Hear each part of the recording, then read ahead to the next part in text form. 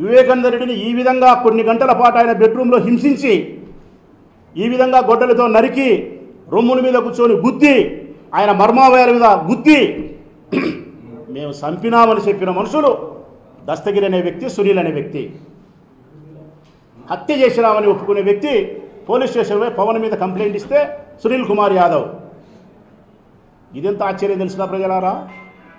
హత్య చేసిన వ్యక్తి సునీల్ మనోభావాలు దెబ్బతిన్నాయంట. ఆ సన్నివేశం చూసి ఆయన మనోభావాలు దెబ్బతిన్నాయి కాబట్టి ఈయనను కేసులో పెట్టి కొట్టారంట పోలీసులు.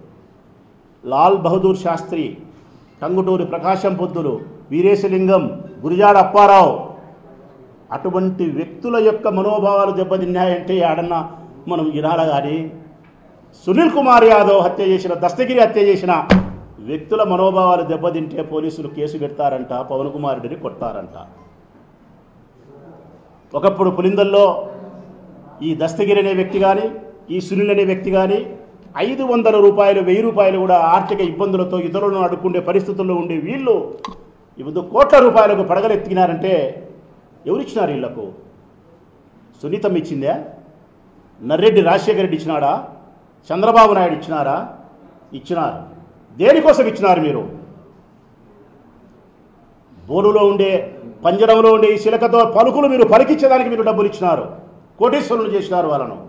మీరు పలకమన్న పలుకల్లా పలుకుతాంటాయి ఆ శిలకలు. మీ ఇష్టానుసారం మాట్లాడిస్తున్నారు వాళ్ళతో మీరు. వీళ్ళు కేసు పెడితే వాళ్ళు రిజిస్టర్ చేసి కొడతారు ఆ పోలీసు వాళ్ళు.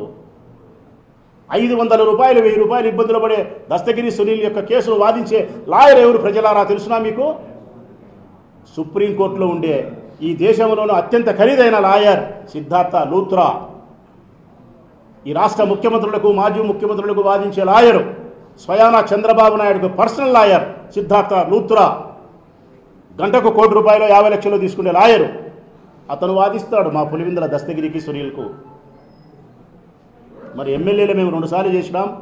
మేము ఇప్పుడు అమరావతిలో ఉండే, హైకోర్టు ఉండే ఒక రకమైన లాయర్ని పెట్టుకుంటే ఒక వాయిదాకు 5 లక్షలు 10 లక్షలు అడిగితే అంత ఇయ్యలేములే అని చెప్పి మేము 2 లక్షలు ఇచ్చే లాయర్ దగ్గరికి పోతున్నాం. మేము 2 లక్షలు తీసుకునే లాయర్ దగ్గరికి పోతున్నాం మేము.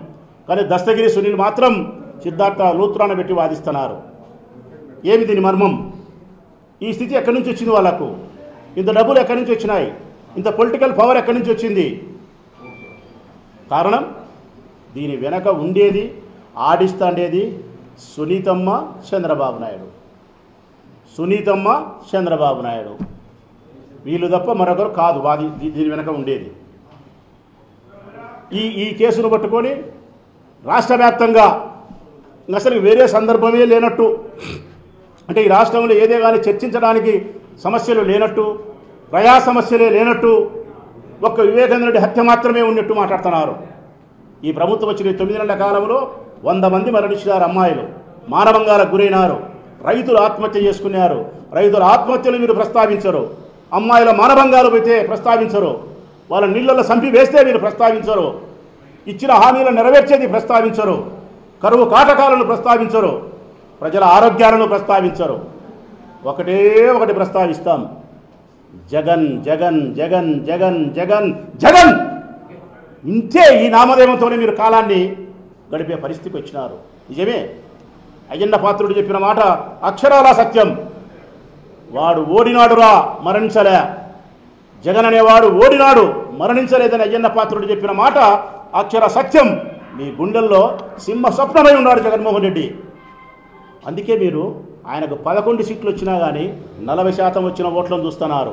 3 పార్టీలు ఏకమైనా కూడా, 30 అబద్ధాలు చెప్పినా కూడా, అసత్య ప్రచారం చేసినప్పటికి కూడా, ఎలక్షన్ కమిషన్ మీరు ఉపయోగించుకున్నప్పటికి కూడా 40% ఓట్లు వచ్చిన జగన్ అంటే మీ గుండెల్లో రైళ్లు పెరుగుతున్నాయి. కాబట్టి రాబోయే ఎన్నికల నాటికి ఇంకా ఆయనను అపవిత్రుని చేసేదానికి, రాజకీయంగా ఆయన స్థాయిని దిగదార్చేదానికి వివేకానంద రెడ్డి హత్యను మీరు ఉపయోగించుకునే క్రమంలో ఇదంతా చేస్తున్నారు.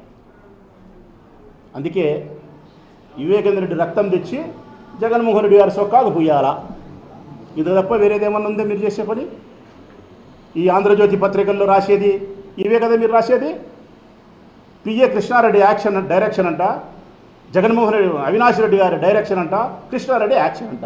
నిన్న కృష్ణారెడ్డి స్వయంగా చెప్తున్నాడు, నన్ను సిబిఐ గారు విచారించినారు, రామ్ సింగ్ అనే అధికారి నన్ను కొట్టినాడు, నన్ను చేసినాడు, నేను ఈ విధంగా చెప్పిన సర్వం నిన్న చెప్తున్నాడు 36 సార్లు.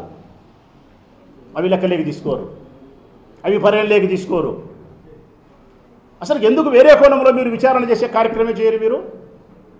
వివేకానంద రెడ్డికి 2వ భార్య ఉంది, ఒక ముస్లిం వనితని ఆమె పెళ్లి చేసుకున్నాడు, ఒక కుమారుని వాళ్ళు కన్యారు. మరి 2వ వివాహం చేసుకున్న తర్వాత ఆ వనిత బయటకు వచ్చి మాట్లాడినప్పుడు ఆస్తి పాస్తులకు సంబంధించో మరొకదానికో ఉన్నప్పుడు ఆయన చాటింగ్ చేసింది ఆమె ఆయనతో. DNA టెస్ట్ చేసినారా వివేకానంద రెడ్డి కొడుకా కాదా అని చెప్పి? ఆ చాటింగ్ను పరిగణలోకి తీసుకున్నారా? ఆ కోణంలో విచారణ చేసినారా? ఏ కోణంలో, దస్తగిరి కోణంలో కానీ, సునీల్ యాదవ్ కానీ, ఎర్రగంగిరెడ్డి బెంగళూరులో రియల్ ఎస్టేట్ వ్యాపారానికి సంబంధించి రావాల్సిన లావాదేవీలకు సంబంధించి కానీ, వివేకానంద రెడ్డి 2వ భార్యకు సంబంధించిన కుమారులకు సంబంధించి కానీ ఏ కోణంలో విచారణ చేయరు. ఒకే ఒక కోణం, ఆ కోణమే అవినాష్. అవినాష్ నేరస్తుడైతే జగన్ నేరస్తుని చేయొచ్చు అని చెప్పి, జగన్ నేరస్తుని చేస్తే భారతమ్మను కూడా చేయొచ్చు అని చెప్పి. అసలు సిబిఐ విచారణ పూర్తయింది చెప్పిన తర్వాత కూడా ఇంకా మీరు దీని మీద కొనసాగిస్తూ ఉన్నారంటే, ఇంకా మీరు మాట్లాడుతూ ఉన్నారంటే ఒకే ఒక కారణమే నేను చెప్పినట్టు స్పష్టంగా చెప్తా ఉన్నాం. ఇప్పుడు మళ్ళా చెప్తున్నాం, అవినాష్ రెడ్డి అనే వ్యక్తి హత్య చేయడం కానీ, హత్య చేయించడం కానీ, హత్యకు ఉసిగొల్పడం కానీ, హత్యకు డబ్బులు ఇవ్వడం కానీ, లేకుంటే ఆ హత్యాస్థలంలో జరిగిన సాక్ష్యాలను ఉద్దేశపూర్వకంగా చెరిపివేసే ప్రయత్నం చేసినా కానీ వీటిలో ఏదైనా కోర్టు తీర్పునిస్తే రాచమల్లు అనేవాడు రాజకీయ జీవితంలో ఉండడు. రాచమల్లు అనేవాడు రాజకీయంలో శాశ్వతంగా ఉండడు. మా అవినాశే హత్యకు కారణభూతుడైన తర్వాత ఈ కడప జిల్లాలో ప్రొద్దుటూరు నుంచి రాజకీయాలలో రాచమల్లు ఉండడు. నేనే కాదు, నా సహచర మిత్రులు ఎమ్మెల్యే అభ్యర్థులందరినీ కూడా రాజకీయాలను నిష్క్రమించమనే కోరుతాను నేను. ఇంత పెద్ద మాట చెప్పినాం, రుచించవు. మీకు ఒక్కటే పిరికి వాళ్ళు మీరు, అసమర్థులు మీరు. జగన్ అంటే భయం ఉంది మీకు. మీ వెన్నుపూసకు జ్వరం వస్తుంది జగన్ పేరు తలుచుకుంటే. మీకు వెన్నుపూసకు ఓడిపోయి సంవత్సరమైంది. మేము సంవత్సర కాలంలో మీరు సాధించిన ప్రగతి ఏమీ లేకపోవడం, పైగా సంవత్సర కాలంలో జగన్ బయటకు వస్తే జగన్ పట్ల ప్రజలకు ఉండే అభిమానాన్ని, జన సమూహాన్ని చూసి మీ వెన్నెముకకు ఒక జ్వరం కాస్తుంది మీకు. ఆ బాధ తట్టుకోలేకనే ఈ ప్రయత్నాలన్నీ చేస్తూ ఉన్నారు.